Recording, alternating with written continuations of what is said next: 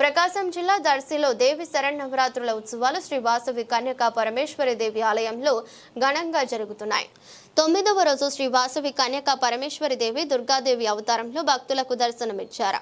ముందుగా ఆలయంలో వంశపారపర్యంగా శాశ్వత ఉభయదాతలచే పూజా కార్యక్రమాలు నిర్వహించబడ్డాయి.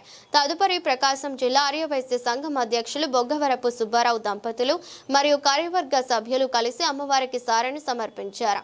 ముందుగా అమ్మవారి సారెను శ్రీ సువర్చల సమేత ప్రసన్నాంజనేయ స్వామి గుడి వద్ద ప్రత్యేక పూజా కార్యక్రమంలో ఆరాధించి ఊరేగింపుగా బాజా భజంత్రీలు విద్యార్థుల కోలాటాలతో వాసవి కళ్యాణ మండపానికి తీసుకువచ్చి వేద పండితుల కలశంతో స్వాగతం పలికి అమ్మవారికి సమర్పించారు. అనంతరం ఆర్యవైశ్య సంఘం జిల్లా అధ్యక్షుడు బొగ్గరపు సుబ్బారావు మాట్లాడుతూ సంఘంలోని పేదలకు తాము తలవంతు సహాయ సహకారాన్ని అందించేందుకు నిరంతరం కృషి చేస్తామని తెలిపారు.